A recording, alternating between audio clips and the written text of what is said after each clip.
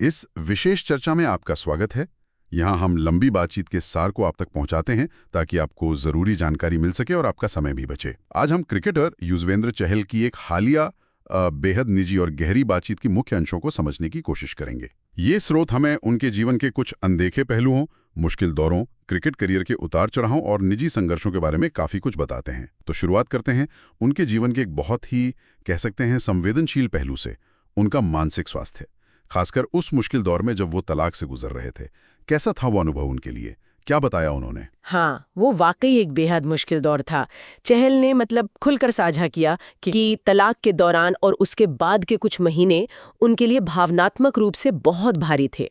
उन्होंने पहली बार ये बात सामने रखी कि वो डिप्रेशन यानी गहरे अवसाद और एंग्जाइटी अटैक यानी अचानक जो चिंता के दौरे पड़ते हैं उनसे गुजरे। अच्छा, और उन्होंने कुछ लक्षणों का भी जिक्र किया, शायद सुनने में काफी गंभीर लगते हैं वो। हाँ बिल्कुल, उन्होंने बताया कि लक्षण ऐसे थे जैसे अचानक कांपना शुरू हो जाना, कई बार लगता था जैसे चेहरा सिकुड़ रहा है, और अजीब बात ये कि एसी चलने पर भी पसीना आता था और हाथ एकदम ठंडे पड़ जाते थे। उस टाइम उन्हें समझ नहीं आता था कि ये क्या हो रहा है, या इससे कैसे निपटना है। बाप रे, ये तो शारीरिक लक्षण हुए, लेकिन मानसिक स्थिति वो तो शायद और भी ज्यादा परेशान करने वाली रही होगी। निश्चित रूप से, और इससे भी गंभीर बात ये थी कि उन्होंने पहली बार ये माना कि उस दौर में उनके मन में आत्महत्या के विचार भी आने लगे थे। उनके अपने शब्द थे, मेरा माइंड ही काम करना बंद कर दिया था। ये सिलसिला उन्होंने बताया अक्टूबर-नवंबर के आसपास शुरू हुआ और करीब 40-45 दिन तक ये बहुत ज्यादा तीव्र था। ऐसा महसूस होता था कि बाहर से सब ठीक दिख रहा है, लेकिन अंदर से खुशी जैसे पूरी तरह गायब हो चुकी थी। एक अजीब सा खालीपन था, दिमाग जैसे बिल्कुल सुन्न हो गया था, कोई दिशा ही नहीं दिख रही थी। इतनी गंभीर स्थिति, तो क्या उन्होंने मदद लेने की कोशिश की या किसी से बात की? अक्सर लोग ऐसी बातें छुपा जाते हैं ना। हाँ, उन्होंने यही बताया कि ये बातें उन्होंने सिर्फ अपने कुछ बेहद करीबी दोस्तों और परिवार को ही बताई।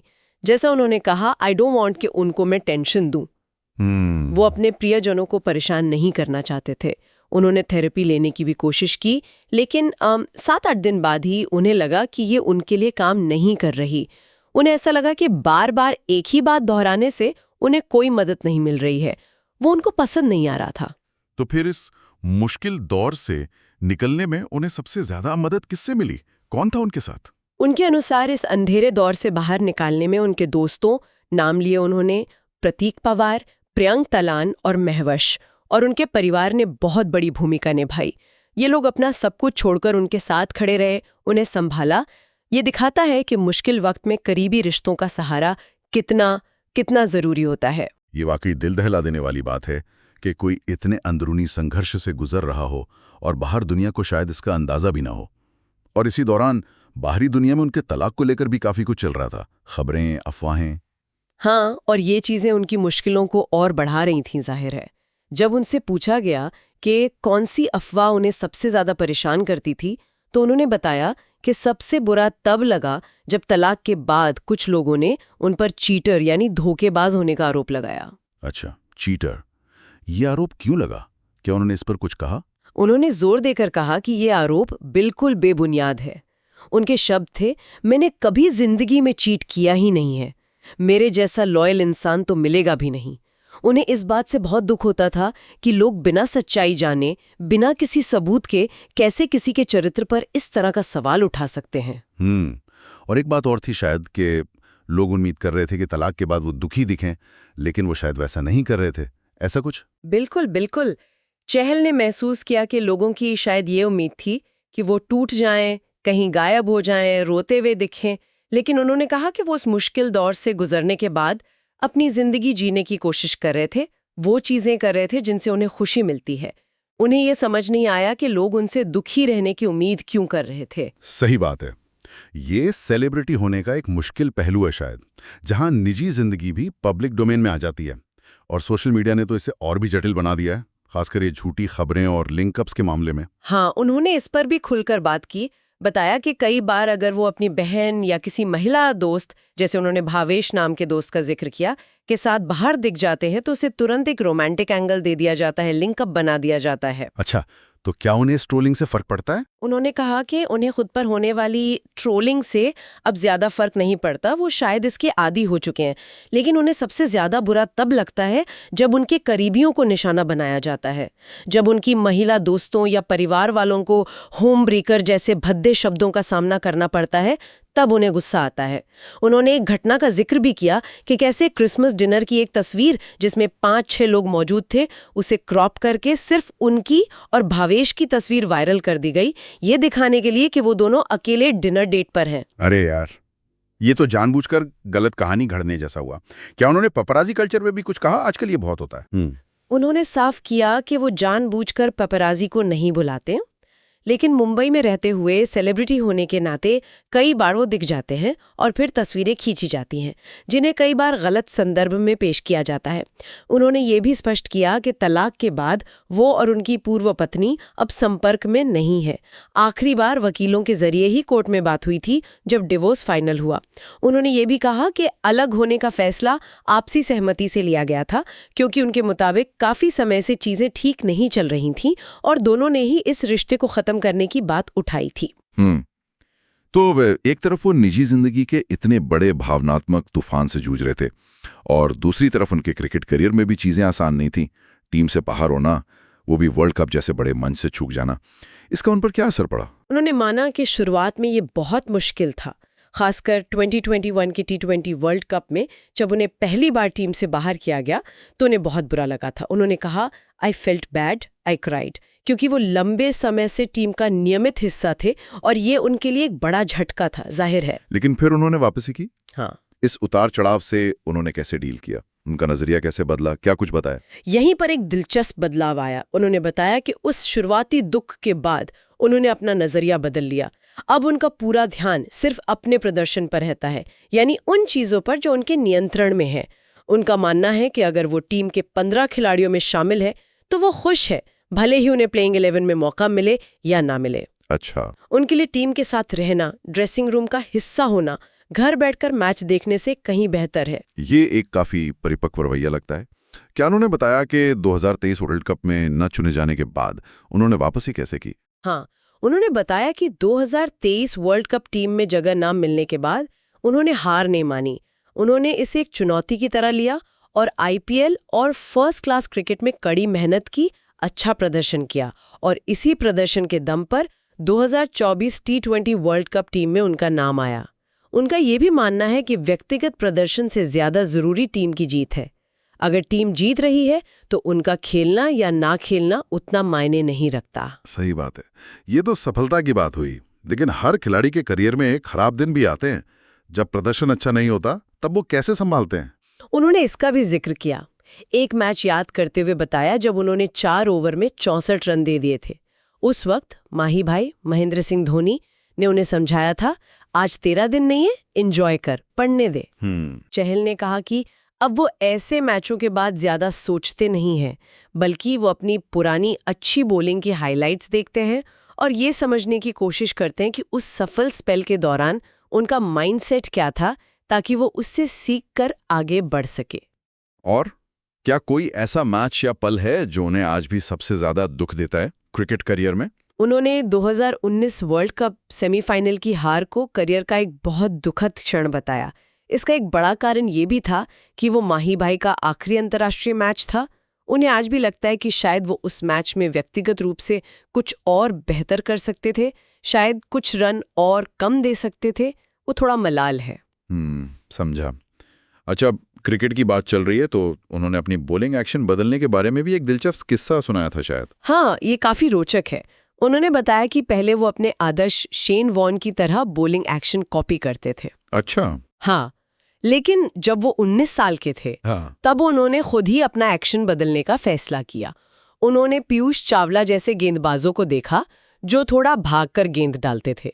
उन्होंने नेट्स में करीब 1 घंटा इस नए एक्शन का अभ्यास किया और महसूस किया कि इससे उनकी स्पिन थोड़ा कम जरूर हुई, लेकिन गेंद पर नियंत्रण और एक्यूरेसी काफी ज्यादा बढ़ गई। और फिर कमाल की बात यह है कि अगले ही मैच में उन्होंने इस नए एक्शन से 5 विकेट लिए।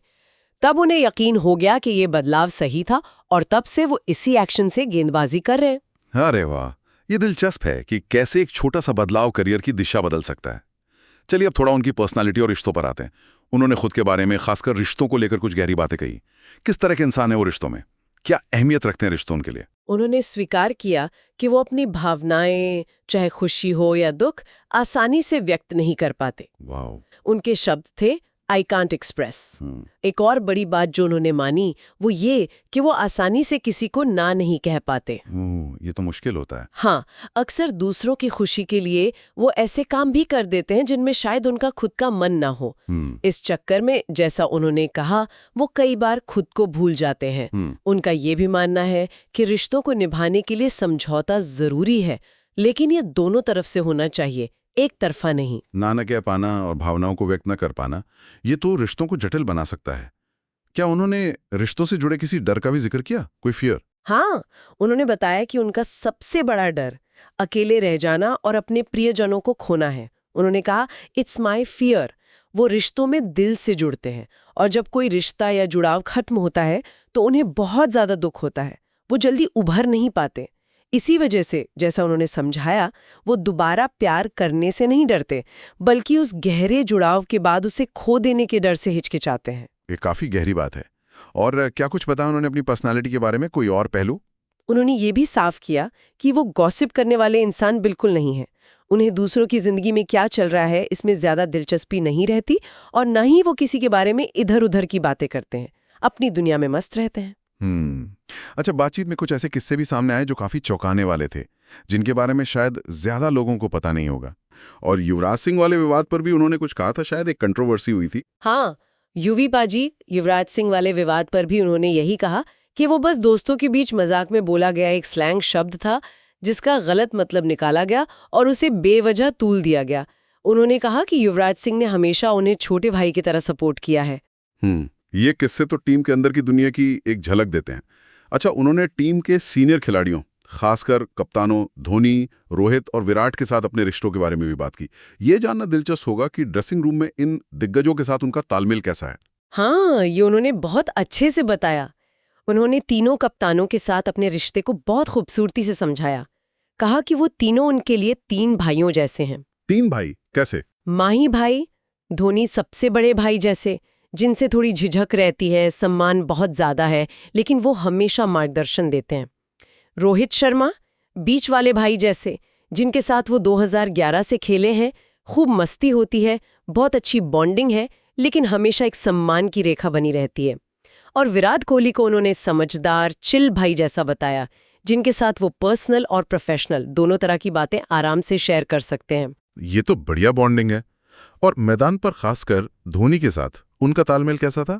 धोनी विकेट कीपिंग करते हुए अक्सर गेंदबाजों को सलाह देते थे, हमने देखा है। हाँ, बिल्कुल। उन्होंने बताया कि कैसे धोनी विकेट के पीछे से उनकी और कुलदीप यादव की बहुत मदद करते थे।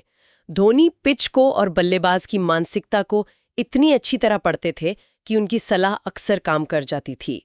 उन्होंने एक मैच का किस्सा भी सुनाया, न्यूजीलैंड के खिलाफ। Kuldeep Yadav over the wicket गेंद डाल रहे थे।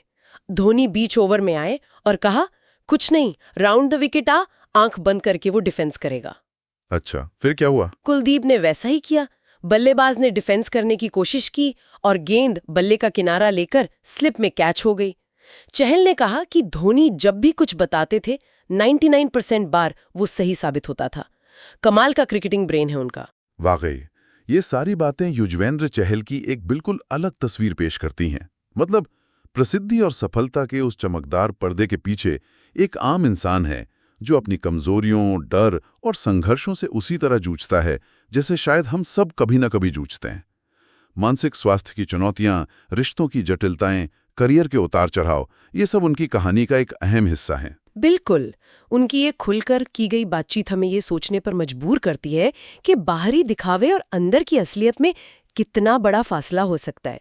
एक व्यक्ति जो मैदान पर या सोशल मीडिया पर हमेशा हंसता खेलता, मजाक करता नजर आता है, वो निजी जीवन में कितने गहरे भावनात्मक और मानसिक संघर्षों से गुजर रहा हो सकता है। सही कहा। और यहीं से ये सवाल उठता है, क्या हम दूसरों के प्रति, खासकर सोशल मीडिया के इस दौर में, थोड़ी और संवेदनशीलता, थोड़ी और समझदारी दिखा सकते हैं? क्या हम किसी के बारे में तुरंत कोई राय बनाने या किसी नतीजे पर पहुंचने से पहले एक पल रुककर सोच सकते हैं? ये एक बहुत जरूरी सवाल है। शायद यही सवाल हम अपने सुनने वालों के लिए छोड़ सकते हैं, जिस पर वो खुद विचार करें।